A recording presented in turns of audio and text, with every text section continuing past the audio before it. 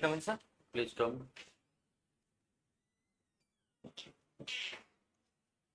बैठ। Thank you sir.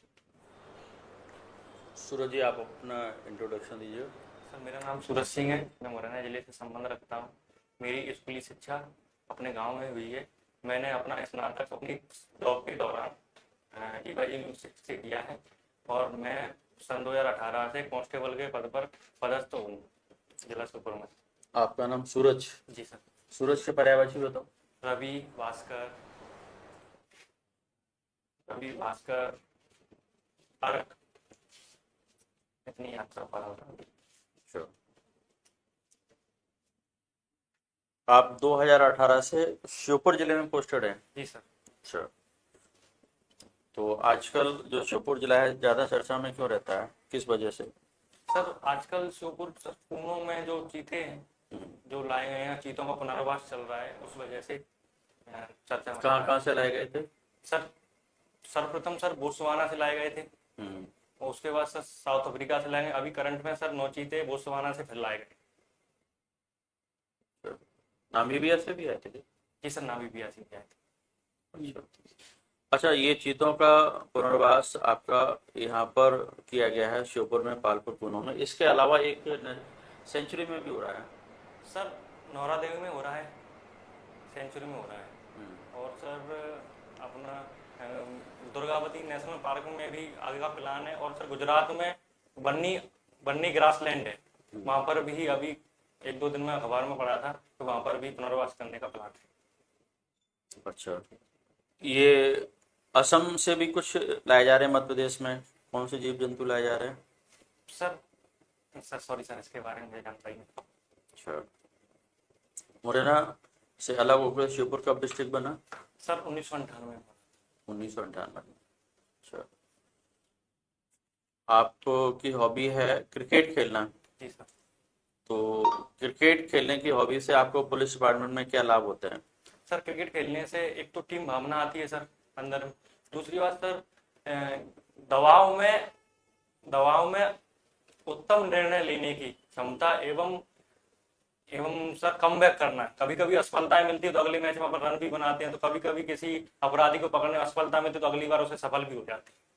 अच्छा, मान लीजिए किसी गांव में आपको पता चलता है ये अपराधी छिपा हुआ है, वहां आप जाते हैं अपनी टीम को लेकर के और अचानक आप यानी कि उस अपराधी को पकड़ने वाले ही होते हैं, तब तक गांव वाले आप पर हमला कर देते हैं आपकी टीम के ऊपर, तो आप उससे कैसे निपटेंगे?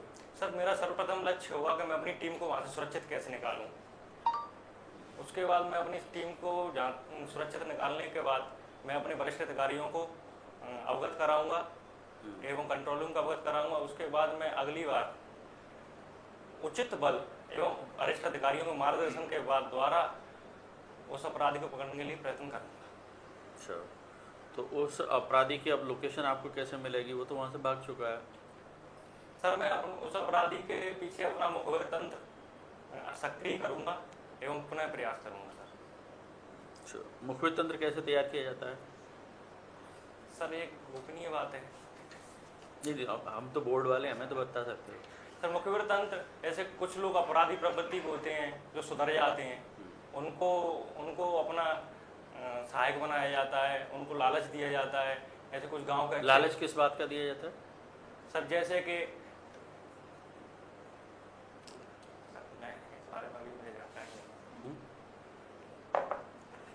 पुलिस डिपार्टमेंट में भ्रष्टाचार है कि नहीं है?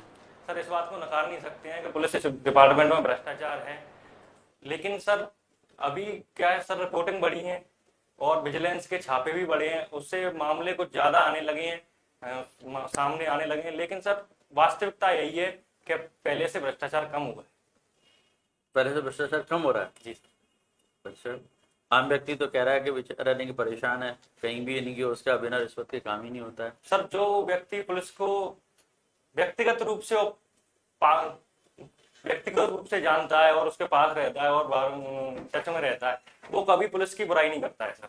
जो लोग कभी पास ही नहीं गए, दूर से ही बातें सुन के, मूवी देख के पुलिस के प्रति धारणा बनाते हैं। नहीं, ज्यादातर देखा जाता है कि लोग है ना, मतलब जो पब्लिक है पुलिस से दूरी ही बना के रखना चाहती है, ऐसा क्यों?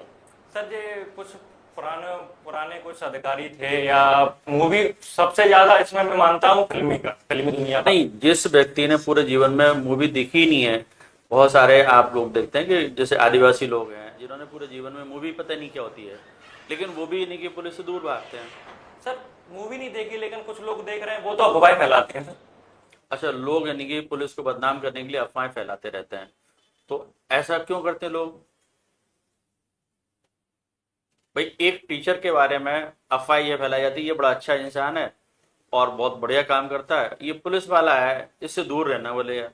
पुलिस की दोस्ती दुश्मनी दोनों खराब होती सर है। पुलिस का कार्य ही ऐसा है सर कि पुलिस अगर चालान का हेलमेट के लिए प्रोत्साहित करती है, अगर वो चालान ना काटे तो वो व्यक्ति बड़ी मुश्किल से ही दोबारा में लगाएगा, लेकिन चालान काटती है और अपराधियों को पकड़ती भी है, थोड़ी सख्ती भी दिखाती है। तो पुलिस का कार्य थोड़ा अन्य व्यवसाय से थोड़ा कठिन है एवं थोड़ा थोड़ा कठिन है, इसलिए। अच्छा जी, जैसे मान लीजिए आप उसका चालान नहीं काटें और उसको आप समझा के यदि भेज दें, मोटिवेट भी करें कि भाई आपको हेलमेट लगाना चाहिए, तो वो काम ज्यादा ठीक है कि चालान काट दो सीधा उठा के और उस व्यक्ति को दंडित कर दो? नहीं सर, वास्तविकता में कई बार हमने समझाया भी है लोगों को, लेकिन कई बार लोगों के समझ में आया नहीं है सर। हो सकता है कि आपने फीडबैक ही नहीं लिया और कई, जैसे आपने 10 लोगों को समझाया उसमें से यदि 2 लोगों को भी समझ में आ गया ना, तो आपका फीडबैक अच्छा रहा। नहीं सर, इसके लिए जागरूकता कार्यक्रम चलाने चाहिए, जो कि पुलिस चलाती है, गांव गांव में जाके टीमें बनाई जाती हैं, लोगों को जागरूक करती है। अच्छा, ये आपका जो चंबल क्षेत्र है, बेन मुरैना ग्वालियर, यहाँ पर ज्यादा अपराध क्यों होता है? सर एक तो सर ये चंबल क्षेत्र है, राजस्थान मध्य प्रदेश उत्तर प्रदेश की सीमा पर है। तो राजस्थान से कोई अपराधी अपराध करके मुरैना में आ जाता है, मध्य प्रदेश में आ जाता है, उत्तर प्रदेश से आ जाता है, मध्य प्रदेश का अपराधी राजस्थान है।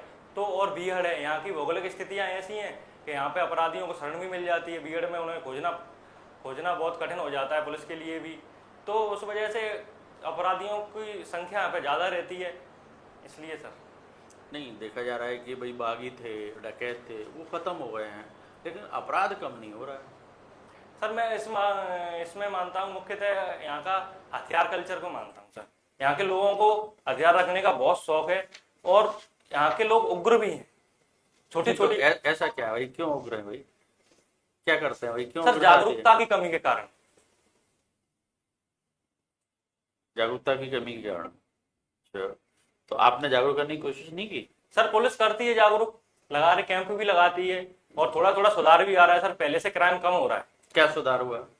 लोग अब पुलिस पे, कानून पे भरोसा करने लगे हैं, थाने पे आने लगे हैं। पहले क्या होता था सर, आपस में ही निर्णय ले लेते थे। तो आज भी ले लेते आज भी लेते हैं। नहीं सर, लेकिन संख्या कम हुई है। अभी देखो ग्वालियर में अभी हमारा वहाँ दीनदयाल नगर के पास मर्डर हो गया रेत पट्टी के ऊपर, अभी उसके पास तो एक भी नहीं गया। क्राइम रेट क्या चल रही है सर इस बारे पिछले में कई सालों के अपेक्षा अभी वर्तमान में? सर आंकड़े बताते हैं सीरियस क्राइम कम हुए हैं, लेकिन छोटे छोटे बढ़े। सूरज जी, अभी सर को आपने अपना परिचय बताया था, सूरज, सूर्य, आदित्य, भास्कर, है ना? तो सूर्य की ऊर्जा का स्रोत क्या है? सर नाभ की संलयन। नाभ के समय उसमें कौन सी गैस किस में कन्वर्ट होती है? सर हाइड्रोजन गैस हीलियम में कन्वर्ट होती है। ठीक, बहुत अच्छा। मुझे पुलिस का फुल फॉर्म बताइए। पुलिस से सर पोलाइट, ओ से ओबीडेंट, एल से लॉयल, आई से इंटेलिजेंट, सी से कॉर्जियस, ई से एफिशिएंट। तो ये तो बड़ा अच्छा है, एकदम सारे आइडियल बिल्कुल। क्या रियल में ऐसा होता है? सर कुछ मामलों में नहीं होता है, लेकिन प्रयास किए जा रहे हैं कि ऐसा हो जाए। मैं देखता हूँ एक कांस्टेबल के बिहेव में और एसपी के बिहेव में बहुत अंतर होता है, ऐसा क्यों? सर मुख्य कारण मैं मानता हूँ प्रशिक्षण एवं कांस्टेबल का स्तर और एसपी के स्तर में, शिक्षा के स्तर में भी अंतर रहता है सर। उनके प्रशिक्षण के स्तर में भी अंतर रहता है और मुख्यतः कांस्टेबल जनता से डीलिंग करता है, एसपी साहब के मार्गदर्शन में ही करते हैं, लेकिन सर एसपी साहब जनता से कम ही डीलिंग करते हैं। तो ऐसा नहीं होना चाहिए कि आप सीधे जनता के टच में हैं कांस्टेबल, तो और अच्छा उनमें होना चाहिए, नहीं सर, संबंध होना चाहिए। हाँ। समन्वय अच्छा है सर, लेकिन कुछ लोग तो हर जगह पाए जाते हैं। कुछ लोग तो हर जगह होते हैं जो गड़बड़ करते हैं, लेकिन बाकी सुधार हो रहा है सर, प्रशिक्षण भी दिए जा रहे हैं। अच्छा, ये पुलिस को ये अधिकार है कि वह हेलमेट चेक करे, गाड़ी के डीएल चेक करे, आरसी चेक करे, प्रदूषण चेक करे, अथॉराइज है पुलिस इसके लिए? सर हेलमेट चेक करने के लिए तो ऑथराइज्ड है सर। अच्छा अच्छा, तो बाकी के लिए? पॉल्यूशन के बारे में सर मुझे जानकारी नहीं। अच्छा, कई बार हम देखते हैं कि आप हेलमेट नहीं लगाएं तो आप मतलब उस पर काफ़ी चार्ज लगा देते हैं। पुलिस ये नहीं कर सकती कि एक आध को अपनी ओर से प्रोवाइड कर दे, पोलाइटली, जैसे आपने कहा ना पी से पोलाइट, तो अपनी ओर से हेलमेट प्रोवाइड कर दे सर कई और बार आगे के लिए कर दे कि इसको लगा के चलना, आपके जीवन की सुरक्षा है इसमें? सर कई बार किया भी है ऐसा, लेकिन पुलिस के पास इतने संसाधन नहीं है सर, बजट भी नहीं होता है तो सबको प्रोवाइड करा सके। नहीं, 1000 रुपए का उसका चालान काट रहे हैं ना, तो 1000 रुपए उसका लिमिट दे दो। कलेक्शन तो हो रहा है सर ये तो सर विधानसभा ने कानून बनाए हैं, इसमें पुलिस कुछ नहीं है। नहीं उसी से बोल रहे हो ना, आपका चालान काट रहे हैं, उससे कह दो कि हेलमेट लगा, हेलमेट के लिए अभी। अच्छा, आपने कभी शासन को लिखा कि हमने जो बजट था उसमें से एक दो को हमने प्रोवाइड किया, जो चालान काटते हैं उसी से हम, जो अर्न हो रहा है, रेवेन्यू जनरेट हो रहा है, उसी से हम ये चीज़ करें? नहीं सर ऐसा। ऐसा आपने नहीं किया। ठीक है। अच्छा, कई बार क्या होता है कि अपराधी आपसे ज़्यादा अत्याधुनिक हथियार का यूज करता है, आपसे स्पीडली गाड़ियों का प्रयोग करता है। ऐसे में आपके पास जो संसाधन होते हैं वो तकनीकी रूप से भी बहुत कम है ना? तो कैसे आप अपराध पर नियंत्रण कर पाएंगे? सर ये समस्या तो है आज के समय में, लेकिन सर उसमें उचित प्रशिक्षण एवं शासन भी अब पुलिस को थोड़े टेक्निक और टेक्नोलॉजी वाहन उपलब्ध करा रहा है और इसमें सुधार आ रहा है। अच्छा, अभी आपने कहा कि जो बड़े संगठित अपराध थे उसमें कमी आई है, लेकिन जो छोटे मोटे अपराध है, चैन छिनैती करना, अभी आपने कुछ देर 1-2 साल पहले घटना आपने देखा था ना, पुलिस अधिकारी की आपका जो सबसे सिविल एरिया है, पास एरिया है, वहां मॉर्निंग वॉक कर रही थी और उनके चैन छीन लिए गए थे, है ना? तो इस तरह की घटनाओं पर नियंत्रण कैसे पाया जा सकता है? सर इस तरह की घटनाओं पर सर गश्त बढ़ाकर बस वो। गश्त पुलिस बढ़ाकर पेट्रोलिंग, सघन चेकिंग करके एवं पुलिस पेट्रोलिंग एवं सर जो नशे करने वाले हैं, आमतौर पे देखने आता है ऐसी घटनाएं ज्यादातर नशे करने वाले लोग करते हैं, तो उनको जागरूक करना और उनको समझाना और उनको सजा। तो ऐसा कहा जाता है कि पुलिस को तो सारी जानकारी रहती है अपने एरिया की, कौन लोग इस तरह के हैं जो नशाखोर हैं और इस तरह के गतिविधियों को अंजाम देते हैं, तो फिर पुलिस एक्शन क्यों नहीं लेती है? सर पुलिस बिना किसी अपराध के एक्शन नहीं ले सकती है सर। आप का वेट करते हैं? नहीं सर, उसके लिए गश्त लगाते हैं, निगरानी करते हैं, लेकिन जब तक अपराध नहीं होगा तब तक किसी को नहीं पकड़ सकते हैं। ठीक है। अच्छा, यदि आपने किसी को किया, अरेस्ट किया, तो कितने समय के अंदर उसको मजिस्ट्रेट के सामने प्रस्तुत करना होता है? सर यात्रा के समय को छोड़कर 24 घंटे के अंदर। 24 घंटे।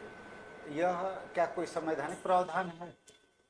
जी सर, एक बसु केस में सुप्रीम कोर्ट की गाइडलाइन और ये सर संविधान मूल अधिकार है।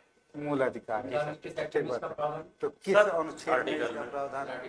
सर आर्टिकल 22 में है सर। गिरफ्तारी।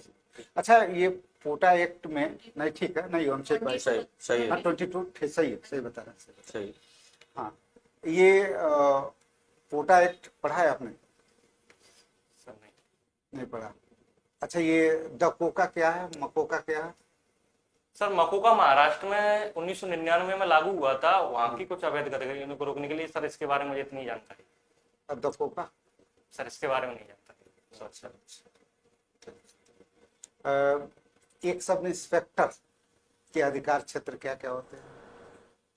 सर एक सब इंस्पेक्टर थाने पे FIR दर्ज कर सकता है, उसकी विवेचना कर सकता है, चेकिंग कर सकता है, गश्त कर सकता है एवं लोगों की सुरक्षा के लिए कार्य कर सकता है। ठीक। तो मिस्टर सूरज का चयन SI पद के लिए हो जाता है और इनको सूचना मिलती है कि इनके अधीनस्थ एक ऐसा कर्मचारी है जो बिना घूस लिए कोई काम ही नहीं करता, तो आप क्या एक्शन लेंगे? सर मैं देखूंगा कि वो कर्मचारी बार बार ऐसा करता है या पहली बार करता है, फिर मैं उस कर्मचारी से बात करूंगा क्यों नहीं कर रहे हैं। लेकिन वो फिर भी नहीं मानता है तो मैं वरिष्ठ अधिकारियों से उसकी रिपोर्ट करके जो भी वैधानिक कार्रवाई होगी मैं कर। अच्छा, ये मुखबिर क्या होते हैं? सर एक पुलिस का खुफिया तंत्र होता है जो पुलिस को अवैध गतिविधियों के बारे में बताता है, अपराधियों के बारे में बताता है। ऐसे ही बताता है या उसके बारे में कुछ सुविधा शुल्क दिया जाता है उसको? सर कभी कभी अपराधियों पे इनाम भी होती है तो मुखबिर को मिल जाती है, पर ऐसा है। तो उसकी सुरक्षा आप कैसे करते हैं? सर उसका नाम पूर्णतः गोपनीय रखा जाता है, किसी को बताया नहीं जाता। लेकिन विभाग से अगर ये बात लीक हो गई तो? सर अभी तक तो मेरी जानकारी में ऐसा नहीं हुआ है सर। ठीक। आप सब इंस्पेक्टर बन जाएंगे तो अपराध रोकने के पास रोकने के लिए आपके पास क्या ऐसे प्लान है जो आप अगर लागू कर सकते हैं बनने के बाद? थोड़ा सुझाव दीजिए। सर मैं अगर किसी थाने में पदस्थ होता हूँ तो सबसे पहले सर मैं गश्त बढ़ाऊंगा, अपने इलाके में गश्त बढ़ाऊंगा, और हो सकेगा तो मैं अपने पुलिस अधीक्षक महोदय को सीसीटीवी मुख्य चौराहे पर सीसीटीवी कैमरे लगाने के लिए पत्र लिखूंगा। लोगों को भी जागरूक करूंगा कि वे अपने संस्थानों पर सीसीटीवी कैमरे लगवाएं। एवं सर मैं नगर क्षेत्र में मात्र इतने कैमरे हो। सर ऐसे कि नगर सैनिक होते हैं पुलिस में, वॉलंटियर होते हैं, तो मैं गाँव में और शहर में उनको प्रशिक्षित करूंगा एवं उनकी एक टीम बनाऊंगा, उनको रात में गश्त करने के लिए।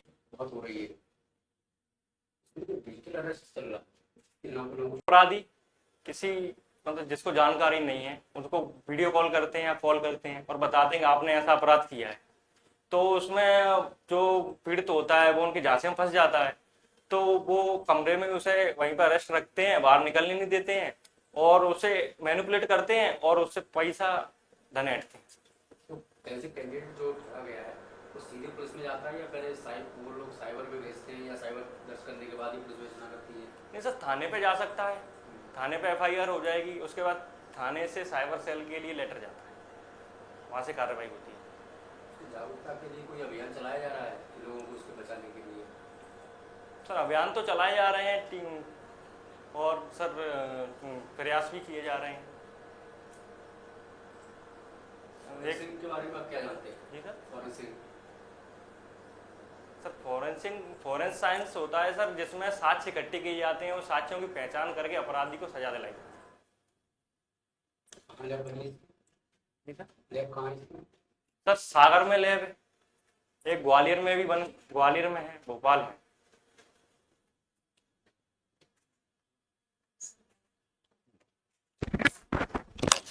अच्छा, ये जो साक्ष्य बताया आपने ना, उसको कलेक्ट किया जाता है, तो साक्ष्य को कलेक्ट जब तक नहीं किया गया है तब तक क्या क्या जो है सावधानियां रखनी चाहिए कि साक्ष्य जो है किसी प्रकार का कंटामिनेशन ना हो, उसमें खराब ना हो? सबसे पहले मैम उस घटना स्थल को सुरक्षित किया जाते हैं, घटना स्थल पर किसी को नहीं आने दिया जाता। मान लीजिए कोई अपराधी है, वो किसी बड़े मंत्री जो है उनसे संबंधित है, तो मंत्री का आपको कॉल आ रहा है कि साक्ष्य को मिटा दो, फिर आप क्या करेंगे? मैं उनसे विनम्र निवेदन करूंगा कि सर इस अपराधी को अगर छोड़ते हैं, साक्ष्य मिटाते हैं तो जनता में बहुत गलत मैसेज जाएगा और मैं ऐसा नहीं कर, मैं कानून के खिलाफ नहीं कर सकता। नहीं, वो कह देते हैं अभी जनता को इसके बारे में पता नहीं है ना, अपराध के बारे में। नहीं सर, फिर भी मैं अपने कानून और नियमों के खिलाफ नहीं जाऊँ। मान लीजिए वो किसी बड़ी नेता हो, अभी मान लीजिए अभी करंट में जिसकी सरकार है उससे रिलेटेड कोई मंत्री हो और उनका कॉल आपको आता है, फिर आप क्या करेंगे? मैं विनम्रता से मना करूंगा सर, मैं ऐसा नहीं कर सकता हूँ, ये कानून के खिलाफ है। और वो कहते हैं आपका ट्रांसफर कर देंगे, आपको सस्पेंड कर देंगे, आपको फंसा देंगे उल्टा किसी केस में, आपको धमकी देंगे। मैं अपनी बात वरिष्ठ अधिकारियों पर रखूंगा और मुझे जहाँ तक अनुमान है जब मेरी बातों को वरिष्ठ अधिकारी सुनेंगे तो मुझे ऐसा कुछ नहीं। ठीक है, वरिष्ठ अधिकारी मान लो कोई दबाव डाल रहे हैं कभी किसी गलत काम के लिए, तो फिर आप क्या करेंगे? मान जाएंगे? सर अगर वैधानिक काम होगा तो मैं करूंगा, अगर अवैधानिक काम होगा तो सर यही साक्ष्यों से संबंधित काम ही है। तो सर मैं आप सबसे पहले वहां पहुंच गए, गश्त करते हुए आप थे, मान लीजिए भी आरक्षक के तौर पर, है ना, आप वहां पे थे, वहीं पे आपके सामने एक क्राइम घटित हुआ, किसी ने नहीं देखा, आपने खबर करी अपने थाने में, तो आपके जो अधिकारी थे उन्होंने, उनका संपर्क रहा होगा किसी और मिनिस्टर से, तो उन्होंने उधर खबर करी, तो बस आपने ही वो देखा है ना, जुर्म होते हुए, तो वो आपके अधिकारी कह रहे हैं इसको मिटा दो। मैं विनम्रता से ही मना करूंगा, मैं उन्हें नहीं मिटाऊंगा और उन्हें साक्ष्यों को एकत्र करने के लिए जो भी कार्यवाही होती है वो करूंगा, अपराधी को थाने पर लाके। तो साक्ष्य कितने प्रकार के होते हैं, इनके बारे में जरा बताइए, क्या क्या हो सकते हैं? किसी अपराधी स्थल से? सर एक तो डिजिटल साक्ष्य होते हैं सर मैम, जैसे कि लोकेशन वगैरह होती है, और मैम इसके बारे में मुझे ज्यादा जानकारी नहीं है, सॉरी। अच्छा, जब भी कोई क्राइम होता है तो एक बाउंड्री आउटलाइन जो है चौक वगैरह किसी से बना दिया जाता है, तो उसका बनाने का उद्देश्य क्या है? मुख्यतः उद्देश्य मैम उसका घटना स्थल को सुरक्षित रखना है, साक्ष्यों को सुरक्षित रखना है, जिससे कि कोई छेड़छाड़ ना हो। ठीक है। अच्छा, मध्य प्रदेश में महिला जो है जेल, उनके बारे में बताइए, कहाँ कहाँ है? एक तो जबलपुर और होशंगाबाद। पहली कहाँ की? इस बारे में सॉरी मैम मुझे जानकारी नहीं। जो नाबालिग बच्चे होते हैं उनको कहाँ रखा जाता है अगर वो किसी तरह का क्राइम करते हैं? नरसिंहपुर में जेल है, एक जबलपुर में है। तो उसे जेल बोलते हैं? बाल सुधार गृह। बाल सुधार गृह। किस उम्र तक के बच्चे रखे जाते हैं? 18 वर्ष 18 वर्ष 18 वर्ष तक के। 18 वर्ष के बाद उनको छोड़ दिया जाता है? मान लीजिए किसी बच्चा था, उसने किसी का मर्डर कर दिया, तो बाल सुधार गृह में उसको 18 वर्ष तक रखा जाएगा, उसके बाद उसको छोड़ दिया जाएगा? उनका एक अलग से कोर्ट होता है, उसके द्वारा सजा दी जाती है, या उसके द्वारा ही उनका निर्णय लिया जाता है कि उनके साथ किया। ये आतंकवाद और नक्सलवाद में क्या अंतर है? मैम आतंकवाद का मुख्यतः उद्देश्य है राजनीतिक रूप से देश को अस्थिर करना, एवं ये बाहर के लोग होते हैं। नक्सलवाद में अपने देश के ही लोगों अपनी जन सरकार बनाते हैं, लोगों को भड़काते हैं एवं अलग से अपनी सरकार चलाने का प्रयास करते हैं। आतंकवाद में बाहर के ही लोग होते हैं, अंदर के लोग नहीं होते? मैम अंदर के भी होते हैं, लेकिन मुख्यतः बाहर से ही उन्हें ट्रेंड किया जाता है, फंड दिया जाता है। फंड दिया जाता है। अच्छा, हमारे भारत से किसका अंत हो चुका है, नक्सलवाद का कि आतंकवाद? नक्सलवाद का। नक्सलवाद का। कब ये घोषणा की गई थी? हम श्रीमान गृह मंत्री महोदय ने मार्च 2026 में ऐसे टारगेट रखा था, और मार्च 2026 में इसकी घोषणा की। कौन है गृह मंत्री हमारे? अमित शाह जी। अमित शाह जी। ये संगठित अपराध क्या होते हैं? मैम संयुक्त राष्ट्र की परिभाषा के अनुसार 3 या 3 से अधिक लोग कोई विशेष लाभ के, आर्थिक लाभ के लिए कोई अपराध करते हैं, उसे संगठित अपराध कहते हैं। ये हनी ट्रैप मामला, ये क्या होता है? मैम इसमें किसी संभ्रांत व्यक्ति को उसकी आपत्तिजनक वीडियो बनाकर रिकॉर्डिंग करके चक्र में फंसाया जाता है, फिर उससे पैसों की मांग की जाती है। ठीक। आप श्योपुर और मुरैना दोनों से संबंध रखते हैं ना? जी मैम। तो मुरैना के बारे में बताइए, मुरैना में ओडीओपी क्या है? सरसों है। सरसों। और जीआई टैग किसे मिला है? गजक के लिए। गजक के लिए। गजक किससे तैयार होती है? गजक तो मैम तिल और गुड़ से मिलकर बनाई जाती है। गुड़। तो ये बताइए कि जो तिल है उसका उत्पादन मध्य प्रदेश में कहाँ कहाँ होता है? आपने पढ़ा होगा ना? मैम सॉरी मैम इसके बारे में नहीं। करंट अफेयर पढ़ते हैं? अभी तो नहीं पढ़ा है मैम। न्यूज वगैरह नहीं पढ़ते हैं? पढ़ते हैं। तो आपको जनगणना हो रही है, और ये कौन से क्रम की जनगणना? सर ये 16वें क्रम की जनगणना। इससे पूर्व कब जातीय जनगणना कब हुई थी भारत में? सर 1931 में हुई थी लास्ट। और इसकी शुरुआत कब से हुई थी जनगणना? जनगणना की शुरुआत मुख्यतः सर 1872 में लॉर्ड मोयो के टाइम पे हुई थी, लेकिन नियमित जनगणना 1881 में लॉर्ड रिपन के काल में हुई थी। अच्छा, ये बताइए आप कि एक पॉलीग्राफिक टेस्ट होता है, सुना है इसके बारे में? क्या होता है? मैम एक सच का पता लगाने के लिए एक टेस्ट होता है। इसमें इंसान को थोड़ा एनेस्थीसिया दिया जाता है, और उससे जो सच्चाई की बातें थोड़े से नशे में बुलवाई जाती हैं, लेकिन इसे कोर्ट साक्ष्य के रूप में नहीं मानता है, बस एक जांच में एक सहायक। तो इसको मतलब आप अपने थाने में बैठ के कर सकते हैं टेस्ट को? नहीं मैम इसको अपने थाने में नहीं कर सकते। तो इसके लिए क्या जरूरी है? परमिशन जरूरी है किसी प्रकार की? जी मैम। कहाँ से लेनी पड़ती है? सर सॉरी मैम इसके बारे में सही। ठीक। नार्को टेस्ट के बारे में सुना है? जी मैम। क्या होता है? सर सॉरी मैम अभी रिकॉल नहीं हुई। अच्छा, डीएनए टेस्टिंग जो है, नहीं सुना इसके जी बारे में? मैम सुना। बताइए। लाइफ जैकेट नहीं पहने थे लोग, और उसका मैनेजमेंट भी सर कागजों में शायद सर उसे बंद भी बताया गया। बंद बताया गया था, तो फिर वो चल रहा था, और वहाँ की जो पुलिस है उसको इस बात की जानकारी नहीं दी कि वो बंद है कागजों में और वो चल रहा है। आप ये बताया ना अभी मुझे। सॉरी मैम इस बार। ठीक। ठीक है सूरज जी, बढ़िया।